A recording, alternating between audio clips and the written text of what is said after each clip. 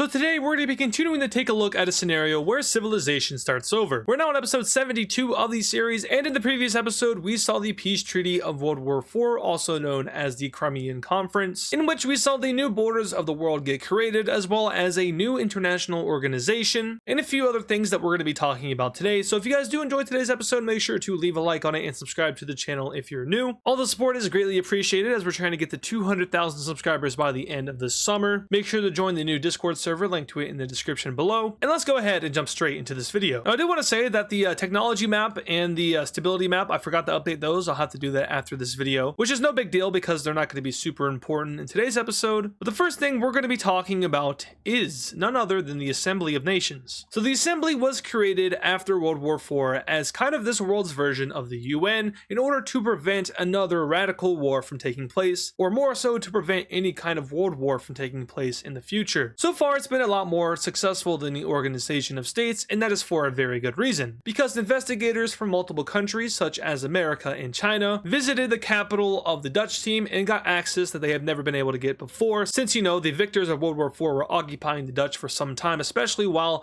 the coalition of the willing was fighting the old empire. These investigators had time to dig around the Dutch team's capital, and they found something that is not so great. What they found was the original documents and plan for the Organization of States, and upon reading further into it, they discover that the Organization of States was an attempt by the Dutch to influence and manipulate countries into leaving behind their democratic principles, adopt extreme right-wing ideology, and create a new world order under fascism. That was the main purpose of the Organization of States, and as we saw, many nations started to catch on to the weird ideas behind it and eventually left. Now, there were a series of founding members of the Organization of States, but the original idea was by the Dutch team. They're the ones that coined it, they're the ones that proposed it, and therefore they helped structure it and set it up to where they would be the ones secretly behind the scenes pulling some strings and hoping to get some of these nations to convert to fascism and join their bloc. So the new Assembly Nations, the intention is for that to not happen again, and for it to actually this time serve its purpose, much like the real life UN. In fact, it's almost a carbon copy of that, and we're coming down to West Africa to talk about their leader. I'm closing up some of the plot points real quick if you guys want to see some like action, and maybe skip ahead in the video, but this is all lore and plot points, and I do want to, you know, clear up World War IV a little bit more. We will also be doing a very quick power rankings here in a second.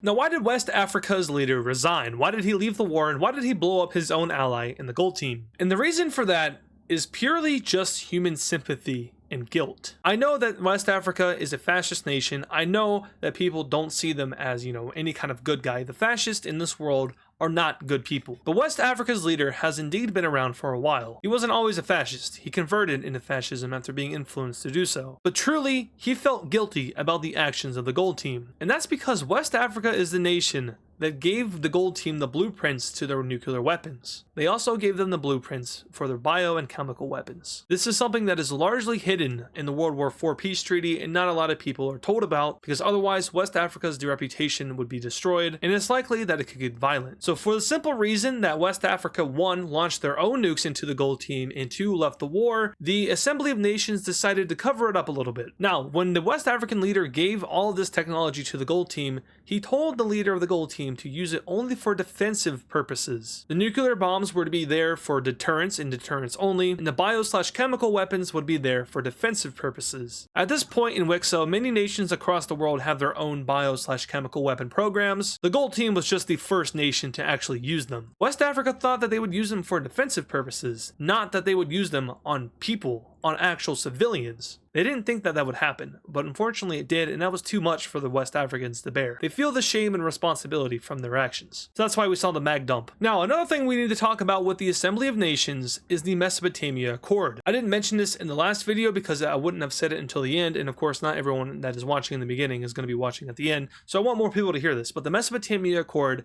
is one of the founding treaties of the Assembly of Nations. It is a required treaty of the Assembly of Nations, and what the Mesopotamia Accord is that it's an agreement that every single member of the Assembly of Nations has to sign before they officially join the organization. So every country you see with the star logo here, they have already signed the Mesopotamia Accord, but what that document says is that the old empire cannot exist, Mesopotamia is not allowed to be united, and if the red and blue countries or any other kind of pattern or any other states that, you know, unite together into one large mass, if that is to happen, then every nation that is in the Assembly of Nations is required to join a coalition against the old empire. Essentially, the Mesopotamia Accord officially prevents the old empire from ever coming back and from ever existing again. And to officially end the chapter of one of the most favorited countries in the series, the red team and the blue team will both join the Assembly of Nations, signing the Mesopotamia Accord and essentially assuring their self-destruction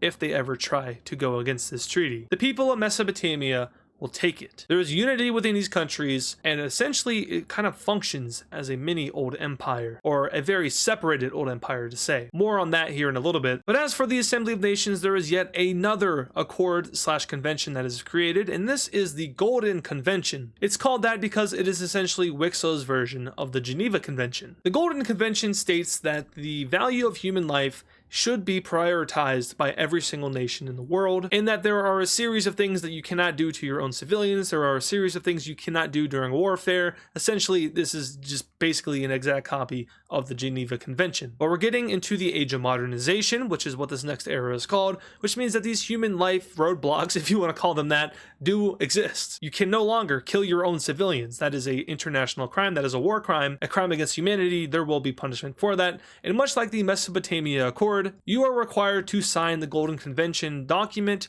before you join the Assembly of Nations. But in Mesopotamia, a new sense of feeling will develop for the people. They're already very united, they're very pro-Empyrean, but now the Mesopotamians are going to get a new feeling, a feeling of hate, a feeling of isolationism, a feeling of distrust, a feeling of disloyalty towards foreign nations. The old empire was without a doubt betrayed by not only India, but other nations across the world following World War IV. The old empire was one of the reasons why the Democratic Coalition as well as the communists were able to come out on top. Everyone knows that, but yet they were still invaded. So isolationism becomes a major policy of both the red and blue teams as they lose interest and trust within their neighbors. Anyway, that is all of the lore that I'm going to be giving for this episode. Now let's focus in on the future, as well as the years or months that follow the War of Absolutes or World War IV. So firstly, looking at the ideology map. I will admit to you all now that ideology is going to become a lot less important in the age of modernization. That is mostly because a new aspect is coming to the series, which I'm not going to go ahead and tell you right now, but I'll tell you in a few episodes from now. But ideology will become less important, and I do want to go ahead and come down to Europe. Now, Europe was the site of the breakout of the War of Absolutes. Both the Dutch Empire and the Roman Empire ran out of room to expand. These were both expansionist countries, but eventually, as we saw, Europe got filled up. There was no longer any room for these countries to expand, and if they were going to expand anyway, it would have started a world war, which is what we saw happen. But for a long time, there wasn't any expansion, and instead, the communist and fascist blocs played games against each other. These games were of course political games, and more specifically, they were elections. Essentially, the two sides started to try to outrig each other in foreign elections in order to build up the strength of their respective blocs in order to overthrow the other. So during the Age of Aggression, while many of the other regional powers across the world, like the Gold Team, the Green Team, Brazil, and others all expanded, the Purple and Dutch teams, two of the strongest countries in the world, simply sat back, built up their alliances, built up their blocks, and when the time was ready, war eventually broke out and the communists were the first to make a move. World War IV likely would have been very different if the fascists invaded the communists. Very different. But that's not what happened. The communists got the jump first. The reason I'm talking about this is because this war was expensive. Very expensive. The Romans are broke. During the entirety of World War IV, the Romans were using foreign loans and foreign finances to develop their war. They were taking in supplies from foreign nations. And of course, once the war is over, you have to pay that all back. They don't got the money to pay it all back. So the Romans are going into a very economically difficult span, but they're also a little bit paranoid. The communist nations of the world currently are as this: Rome and Poland, this tiny Central Asian purple country, this random Korean country, Australia, Central America, and the red team. There are a few very strong fascist nations that remain, and not a lot of strong communist nations that remain. So they become paranoid. The Democratic Coalition formed against the fascists, but what if there's another one that forms against the communists? And because of Rome's fear of being invaded from a Democratic Coalition, they will be joining the Assembly of Nations. This is a pretty surprising move considering that the Romans are typically very isolationist-ish, only when it benefits them, really the Romans in this case, they're always very, whatever benefits our country, we don't really care about anyone else. But they officially joined the Assembly of Nations, and they hope that this will prevent the democratic countries from forming a coalition against it, since the Assembly of Nations is at this point founded by and ran by the democratic nations of the world. And now it's time to take a look at those power rankings I was talking about earlier. And I'm going to be going through this very quickly, and I probably won't be explaining too much. But at this point, the strongest nation in all of WICSO as of episode 72 is China. At number 2 is America. At number 3, we have India. At number 4, we have Brazil. And at this point, we are going to have kind of a drop off in total power. Similar to what we saw before World War IV, there is a big gap between number 4 and number 5 on this list. So China, America, India, and Brazil, they are, I guess, these superpowers of the world at this point. Not all of them are nuclear, but not having nuclear bombs in this world doesn't mean you can't be a superpower. At this point, nuclear bombs are basically forbidden. Like, no one wants to use nukes. So it's not a requirement to be a superpower. And these are your 4 superpowers. Like I said, China, America,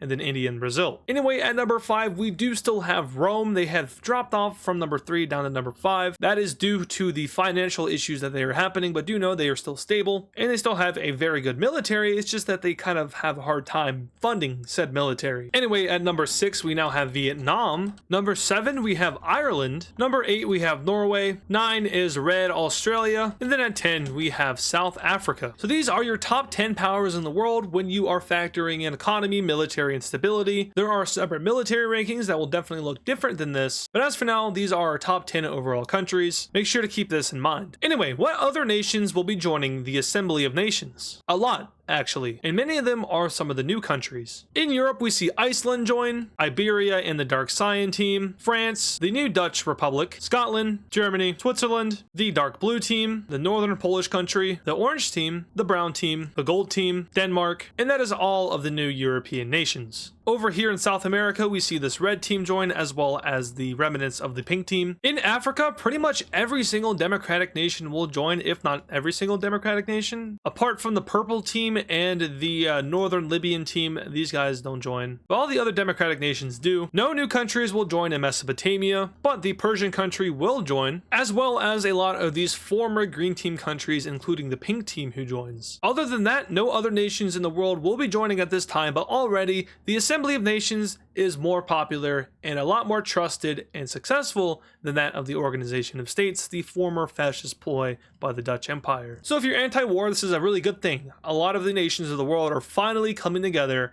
and international order is being established. There's going to be an international court of justice, much like in real life. A security council will eventually be created of the top powers in the world. That will not function the same as our real life UN. I'll explain that in a later episode. There's also going to be the assembly, or the actual parliament of the Assembly of Nations. That will work the exact same way as the real life one works. Another branch that will be created that works the same way in real life is the humanitarian branch that deals with, humanitarian aid or humanitarian crises across the world. I'm forgetting some branches of the UN, but they might be there as well. Oh, there's one that deals with like post-colonial states that doesn't really exist in real life or in WICSO, so that branch isn't made because there's no colonization at this point. So now we are going to fast forward a little bit. Post-World War IV is a difficult time for some countries, and the finances of the world are a little bit down the drain. There are a few select countries that are prospering right now, a few select countries that are doing extremely good, well beyond than what they've ever have accomplished before. Economically prospering, their military industry is booming, and capitalism is reaching a stage much similar to what it's reaching in real life in a lot of these countries. Technology is starting to rapidly advance, even beyond what we see in our present day modern world. It has now been 5 years since the end of World War IV, and not a single war has broken out. The Romans, though, are still financially broke. Everyone laugh at Rome. But a lot of countries at this point have rebuilt. Now I do want to say, when I added all of those countries to the Assembly of Nations, that has been slowly happening over these 5 years. They didn't all just join at once, obviously. Other than the founding countries, each nation joined at a different time slowly over these 5 years, and eventually this is what the map looks like 5 years later with every single member. And the first event and map change that we see post-World War IV takes place in the British Isles. A union takes place. Scotland will officially be joining the Republic of Ireland and will officially be integrated into the nation. This was actually a plan that the Irish and Scottish had pre-World War IV. These nations are two of the closest nations in the world, very, very similar nations. And they made plans for unification, and then World War IV broke out. Ireland joined the coalition. It couldn't happen, but now, 5 years later, it's happening. Scotland ceases to exist and instead is peacefully integrated into the Republic of Ireland. And now, for the first time in WICSO, The entirety of the British Isles are under one nation. But that isn't the only unification that we see, because a few months later, two other countries decide to unite, the purple country and the red teams, or Borneo and Sumatra. These two Indonesian nations also had plans for unification right before World War IV happened. And these unifications that were about to take place before World War IV would have definitely changed the environment and atmosphere of the age of aggression and eventually the War of Absolutes, because unity isn't something that you typically see at a time of crazy radicalization like we saw. It very well could have started a new movement that maybe would have peacefully brought down the communist and fascist fronts. But unfortunately, the War of Absolutes broke out before either Ireland and Scotland or Sumatra and Borneo could have united, which delayed the unifications until now. Officially, the purple team will integrate into the red team, forming a new regional power down here in Oceania. Of course, this thing will be fully democratic and will also be a member of the Assembly of Nations. Both nations before that were members of the AN, so they will of course stay within that assembly. Oh yeah, and I didn't mention this in the peace treaty video, so that's my bad, but post-World War IV alliances, they all got broken up. The square team no longer exists, and neither does the parallelogram alliance as defined by the treaties of Crimea. But also what the treaties of Crimea did is that it dissolved the Holy Russian Empire. It isn't banned from existing though, I want to make that point clear. It could come back, but just under a different order and probably overseen by the Assembly of Nations. Economical alliance-wise, the Green Star Alliance does still exist. Libya did not leave it and stayed within. And the Blue Country was a country that joined it much because of the fact that it was once a part of the Purple Team, and the Purple Team has been in the Star Economical Alliance for a little bit now. And they already use the currency, so it would make sense for them just to stay within it, but there's a chance that they try to leave and do something else. South Africa's military alliance is still around, as well as Brazil's, but the original reason that I came onto this layer is because I wanted to come over here to Mesopotamia and talk about a new alliance.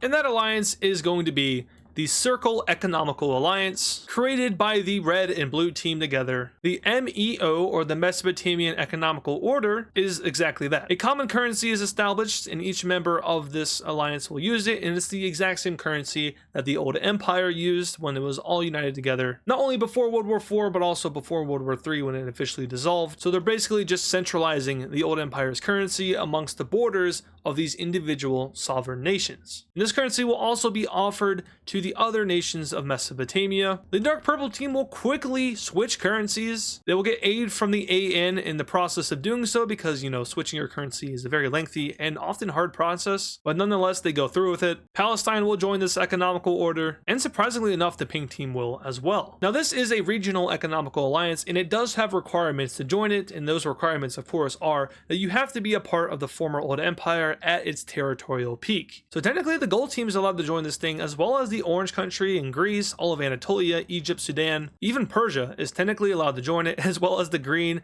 and yellow teams over here that used to be part of the old empire. Now of course these guys are a part of India's economical alliance. They're a lot closer to India now than they are with the Mesopotamian countries, so they will not be joining, but a newer nation down in Egypt will be joining, and they're doing this so that they can finally establish themselves as a country and stop being invaded by foreign powers. Sure, the old empire invaded this area recently. I mean, historically this is a very red team old empire piece of land, but it's had multiple occupations throughout its history. It also hasn't been very strong. So they want to have a strong currency, in this case the old empires. They're hoping that it works out, and from there they hope to develop themselves into a very prosperous nation, so they're going to use the old empire's currency. And yeah, so this video is going to end 5 years after World War IV. At this point on, the pacing of the series is likely to pick up a little bit. It's going to advance a little bit. Post World War II all the way up to World War IV was a lot slower compared to the first, 30 episodes of the series. But I'm going to go ahead and come out and say that the same probably will not be said from here until the end of the series. It's going to pick up a little bit. It might get a little faster, but it's for a good reason. So with that being said, I want to thank you guys so much for watching this episode. If you did enjoy it, make sure to leave a like on it and subscribe to the channel if you're new. All the support is greatly appreciated as we're trying to get to 200,000 subscribers by August 1st. The deal with that is that if we do get there before August 1st, I'll have a special vlog video created that will be outside of a screen, outside of my computer. It will be me actually, doing something that isn't mapping or isn't a game or something that I'm recording. I'll have an actual camera recording it. So if you want to see that, help us get the 200K by August 1st. Once again, thank you all so much for watching, and I'll see you all in the next video. And of course, thank you to all our super fans. This includes Terminator, IC Static FN, CTG on YT, WICSO, Euroball, Augusto, A Norwegian, RS, Gail Martinez, America and Canada and UK, Zaylance, the leader of the AZO, Freezioi, Laser Taze, Pablo Sigma Cat, Death Strider X, Hammer Toad 45, and of course, DW Cool Dude. Once again, thank you guys.